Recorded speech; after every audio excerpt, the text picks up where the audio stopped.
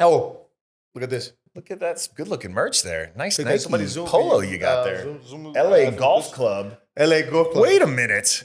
Do you have some news to announce? No, first of all, I want to congratulate you. Oh, thank you. It's amazing, man. First of all, I don't know how to play golf. You know this. I don't either. I can Olympia, look like my daughter, my 6-year-old's better at golf than me. I can look like it, but I don't know how to play. Yeah. How come just golf? You just like, you know what? I like golf. Like, let's do this. Or I'll tell you. So, I've had some success with this women's football club in LA, Yes. Angel City FC. And that was 4 years ago where I was like, I think women's soccer is going to pop off, funded this team, yada, yada, yada. Now with golf, I never played it. I never thought golf was for me growing up. And I when I got the call, it was actually Tiger who said, "Hey, we're building this league. It's called TGL. It's team golf. The players are mic'd up. It's really built for prime time. And it's not mic'd like up. I like that. It's this team element where they never get to play on a team. They actually love this feeling because like they never get to feel like they're either going to let someone down or really pump up a teammate. And now that and when they get to feel it, it's like a drug, right? These solo athletes, they're not used to being team players. Yes. And then you have this element where it's like the average sports fan, let's say, doesn't have 6 hours to watch golf on Saturday and a Sunday and Friday. So they said, look, 2-hour format, best golfers in the world, 3-on-3, going at it, prime time, and this format, mic'd up, talking, like it felt very like rebellious, right? And so I'm just like, Tiger, tell me where to sign up. I'm excited, right? This starts now gaining more and more momentum. You got Full Swing popping off, that reality show or docuseries on Netflix starts getting more and more popular. And I realized, and of course, and I mentioned it to Serena, and Serena's like, I played golf for a little bit when I was younger. I was like, seriously? Like, y'all just did everything, huh? And she was like, yeah, we're doing a little golf too. It helped. And Olympia was getting into it because we spent a lot of our time in Florida and there's a ton of golf courses. So Olympia's getting into it. So I'm like, okay, cool. I'm gonna start really leaning in and learning. And then when it came time, when they opened up the franchises, we put a pitch together and said, I want the LA franchise. And, thankfully, I don't even knock on wood. I mean, we won it, but grateful. And so we have this LA Golf Club, which is the LA franchise as part of Tiger's Team Golf League. And we're starting in, February, we're going to start playing. And it's going to be a format that my hope is, and here's the big reason why it appealed to me. So I feel very strongly I've never, don't get me wrong, one day it'd be nice to buy into an existing sports franchise, but to start one, the thing that I look for is this energy where you think it is one thing, but it's actually something else. And so with women's soccer or women's football, I knew the average American sports fan had no concept of American football or soccer greatness that was a man, because we've never been great at soccer. But the average American sports fan knew the American women were really, really great. And I could work with that because maybe they didn't hear of them, maybe they didn't follow them, but they just knew, like, yeah, American women are way better than the American men. Great, I can take that energy of you don't realize just how big of a deal this is and pull into that. And with golf, I thought, okay, so here's a sport. The average fan is like in their 60s. They're pretty old. Not necessarily, because think about this. You might have you said like about Full Swing. You might have the Formula One effect as well. Dude, because you saw what happened with the Netflix when Netflix came out with the Formula series. Everything went away. My friends who they don't even like cars were like, "Did you watch it?" Dude, and then I'm watching it in Formula One now. I was like, oh, okay. That is a huge part of it. There's this resurgent trend, and you saw it during COVID because golf was a good sport to play during COVID. Where my Instagram, my TikTok had a lot of videos of folks just hanging out, like hitting balls at driving ranges, having some drinks, hitting some balls. Like it felt like there was some energy from youth coming up. Yes. But I just thought, you know what? If as much as Tiger did to open the door in that sport to show that actually, golf is for everybody, it still has a pretty old school fan base, pretty old school format. And all of the energy that makes someone think golf isn't for me, it's probably the number one sport where someone might think, no, this isn't for me. We can use that, not against it, but like judo, we can use that same energy to say, no, we're going to build a franchise.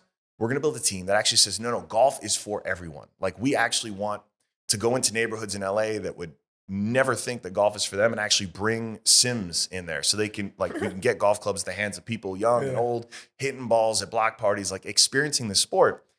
And then what was wild, once I started talking to people, the folks who do like it, especially from our generation, love it. And they're looking for something that feels different. Yeah. And then what's fun is, I mean, once you actually get out there, you start hitting some balls, it's such a humbling sport. Yeah, because you're bad at it. You're not yes. good at it. Yes. And even the best, I mean, now I wish my wife had been worse at it the first time. Giannis is good at it. I'm bad at it. Is he good at it though? Let's roll the tape. I've seen some tape. Can we that would contradict that? Yeah. No, he's the better one, let's say. Wow. Okay. But this is a feeling to it, to golf. You know, it's addicting feeling. Once you hit the first one, you just try to replicate that feeling again and again. And then you hit it a little bit slower, a little bit higher, more far. Like I remember I went to, like I told you, I don't play golf. I never play golf. And I went to, I think it was playing the Spurs, and we had like 2 days off there. Mm-hmm. And I was like, what am I going to do? What am I going to do? I'm in the room. I don't want to stay all day in the room. And I worked out everything. And I was like, you know what? I'm going to Top Golf. And went to Top Golf and I sat there for like 3 hours, 3.5 hours. Just me. Balls. I love it. Just me. I had my headphones on. I would listen to, and you know, like they have this thingy that you put like you put your golf club to it and you bring the ball. So I was just literally doing this. Dude, it's a vibe. Yeah. So it was great. I had like food. How'd you do? And everything. Yeah. In the beginning, it was kind of weird because you kind of have to. So I was trying to do what they teach me, what they taught me. I mean, but then I was like, you know what? It's not for me. So I got a little bit lower. Yeah. And then I started using my whole body. And then it was easier. And get those hips into it. Yes. Yeah. Yes. And then if you're stiff here, it's no bad news. Dude, I started taking lessons with Serena because I was like, hey, this is a fun date thing we'll do. I was like, babe, we're gonna do lessons and we'll take them together. Because Olympia was already doing lessons in the morning. I would take her to that, and that was fun. But I was like, you know what? Let's go. All right, we're gonna learn together. And then I'll take you out to dinner after, be a whole thing, be fun. First damn time with this instructor, I go out first because I'm like, all right, let's go. And I take a couple swings and he's like, all right. He's like, I can work with this. He's like, good job. He's like, of course, he's like, you never golfed before? And I'm like, no, I haven't. But thanks. And then wifey gets up there, whap, first one, sends it. And I'm just like, God damn it. You're supposed to not be good at this. And apparently it's like a stick sport thing where I guess it's similar to a backhand or some nonsense. So it was very humbling. And now I'm going to start taking lessons like on the slide. Like I don't want her to know about it. I'm going to take lessons during the week. And then on Sunday, show up for the date and just start wailing them. Yeah. You should do this in tennis, bro. You should like. Okay, no joke. So shout out to Jameer. I've told him this. This was my wife's hitting partner. He also went to UVA, Wahoo Wah. And I was gonna rope him into this.